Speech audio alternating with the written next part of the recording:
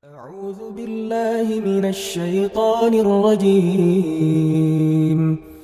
بسم الله الرحمن الرحيم. إن الحمد لله وبه نستعين على أمور الدنيا والدين. أشهد أن لا إله إلا الله وحده لا شريك له وأشهد أن محمدا عبده ورسوله لا نبي بعده.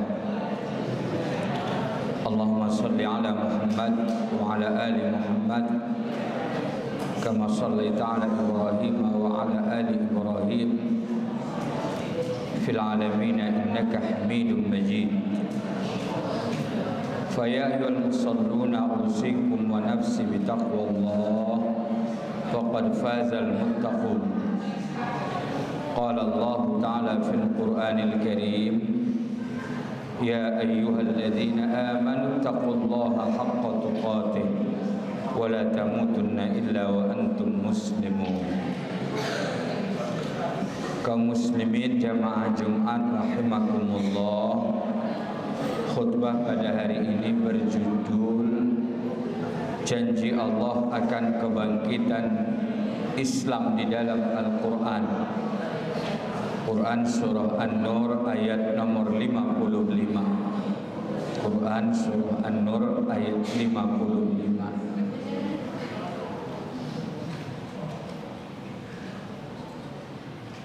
Mengawali khutbah ini ada sejumlah ilustrasi. Ketika ada seorang sakit parah, ada banyak pengobatan, banyak dokter. Lalu seorang datang memberikan hiburan dan janji, sabar bahwa Allah akan menyembuhkan. Ternyata itu adalah bahagian dari obat. Ketika ada satu lembaga, katakanlah seorang menteri, menjanjikan kepada seseorang yang sudah lama tidak naik pangkat. Sang menteri berkata, dalam minggu ini jabatan Anda aku naikkan. Itu janji seorang menteri saja, itu luar biasa nyamannya, yakinnya, tenangnya seorang pegawai tadi, karena dijanjikan oleh yang punya jabatan dan kekuasaan di bidangnya. Hari ini umat Islam terpuruk, belahan negeri Islam dibantai. Sebagian umat Islam banyak menderita, bahkan di sebagian mereka ada yang nada-nada putus asa. Saat seperti ini ada sebuah janji, bukan janji manusia, bukan janji orang berkuasa, tapi adalah janji Allah Subhanahu wa taala. Janji Allah lebih pasti daripada janji seorang penguasa.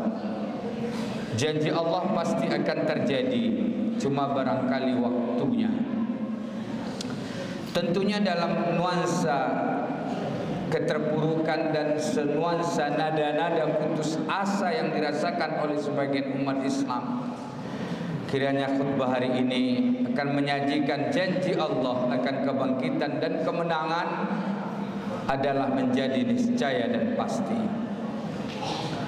Rujukan utamanya adalah surah An-Nur ayat 55. Ayatnya berbunyi: wa'adallahu alladhina amanu minkum wa 'amilus shalihat la yastakhlifannahum fil ardi kama istakhlafal ladzina min qablihim wa la yumakkinanna lahum dinahum alladzi irtada lahum wa la yubaddilannahum min ba'di khawfihim amna ya'budunani la yusyrikuna bi syai'a wa man kafara ba'da dzalika fa ulaika humul fasiqun. Artinya, Allah berjanji kepada orang-orang beriman di antara kalian dan yang melakukan amal saleh.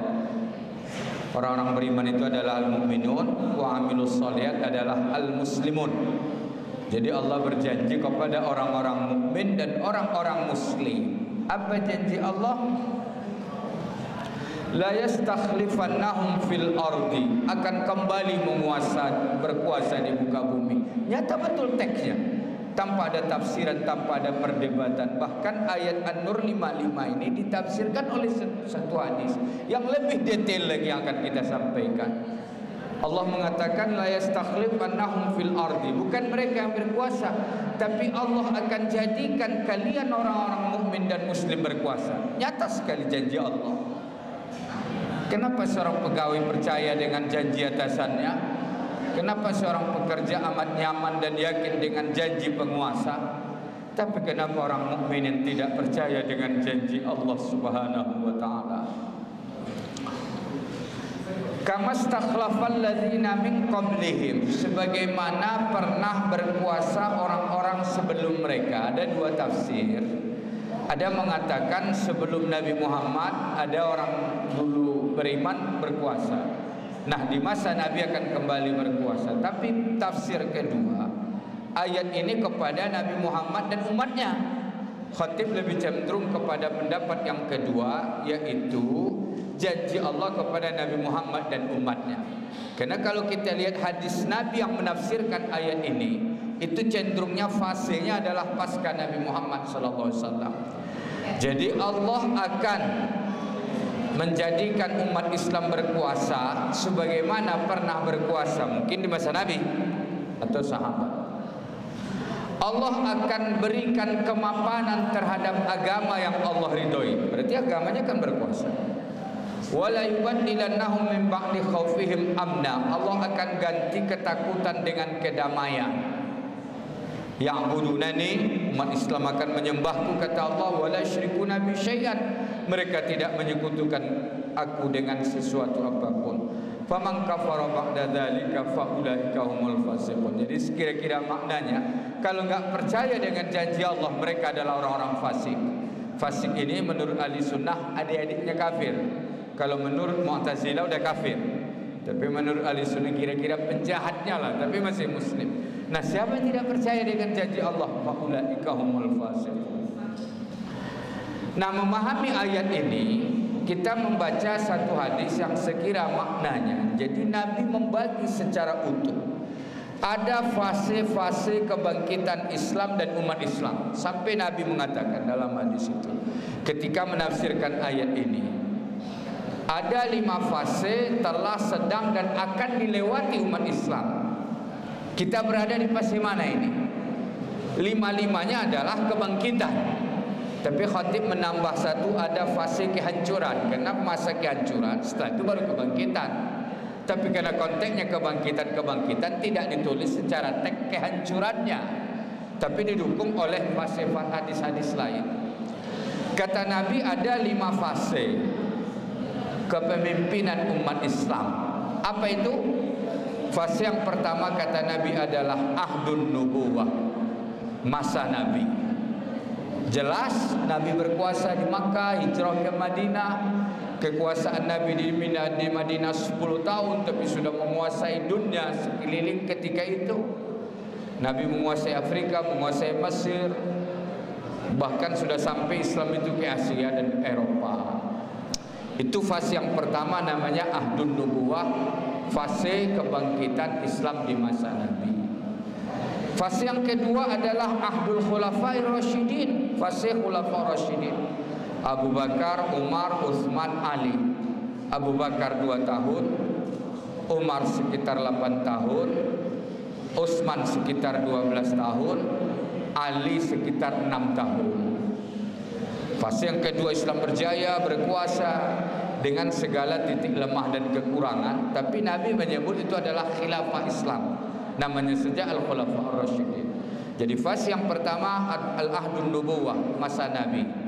Kira-kira al-khalifatul ula huwa nabi, al-khalifatul awal huwa nabi.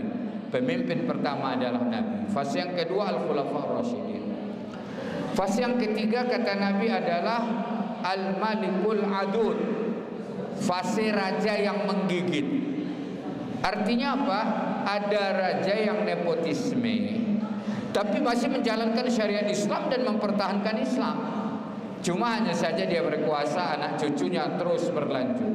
Maka Nabi menggunakan istilah Al-Malikul Adud. Itu sekian lama fase, khususnya di masa Umayyah, termasuk awal-awal Abbasiyah, itu keturunan-keturunan. Tapi tetap menjalankan Islam dan Islam ditakuti oleh dunia. Itulah fase yang ketiga, Al-Malikul Adud. Fase yang keempat namanya Al-Mamalikus Sughra, raja-raja kecil. Ada raja di Andalusia, ada raja di Mesir, ada raja kesultanan. Mungkin termasuk di Indonesia dulu ada kesultanan. Walaupun berpencar-pencar, tapi mereka dari satu sisi bersatu, masih punya kekuatan.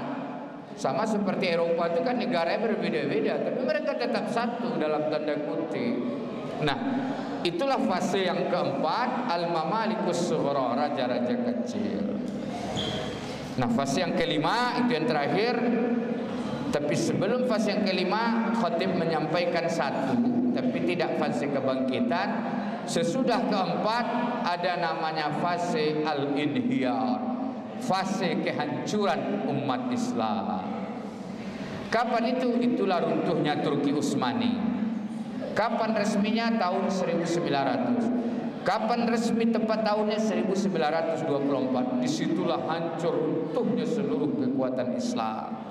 Sampai kapan? Sampai hari ini, sejak 1924 ditandai runtuhnya Turki Utsmani, dan itulah contoh kekuatan Islam dan umat Islam sampai hari ini tidak ada lagi.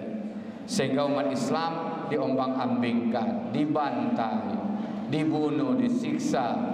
Yang terjadi di Bosnia dulu, terjadi di Iran, di Irak, terjadi di Sudan, hari ini terjadi di Gaza, Palestina, Lebanon, dan lain-lainnya. Nah, inilah fase kehancuran. Sampai kapan? Wallahu a'lam. Ini umurnya bukan umur pribadi, tapi adalah umurnya umat itu sendiri. Jadi cukup panjang. Kalau umur seseorang 60, 70 tahun paling, tapi kalau umur umat bisa ratusan tahun.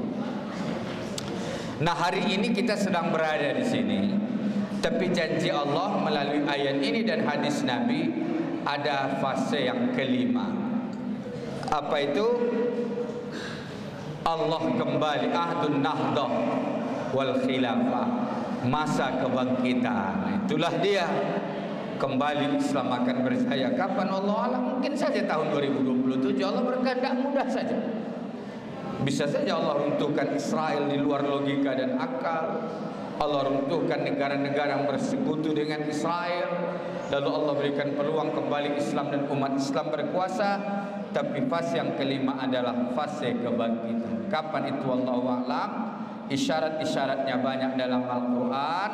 Di antaranya hadis Nabi juga menyebut, lan taqumas saah, tidak akan terjadi kiamat sampai perang hatta yuqatilal muslimun al-yahud, sampai perang orang-orang muslim dan Yahudi. Fayaqtulul muslimun al-yahudiyah, lalu muslim membantai orang-orang Yahudi. Fayaqtabiul yahudu min wara'il hajari wasyajar, sampai bersembunyi Yahudi di belakang batu dan pohon. Sampai batu dan pohon itu berkata, ya Abdullah, ya Muslim, ta'al, mari, hadza yahudiyun khalfi, ini Yahudi bersembunyi di belakang, kata batu dan pohon. Faqtulhu, maka bunuhlah dia.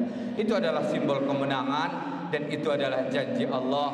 Tapi kapan janji itu terrealisasi? Tidak bisa dijawab oleh akal dan logika dan matematika, prediksi apalagi ramalan, tapi akan dijawab oleh iman kita kepada janji Allah Subhanahu wa taala.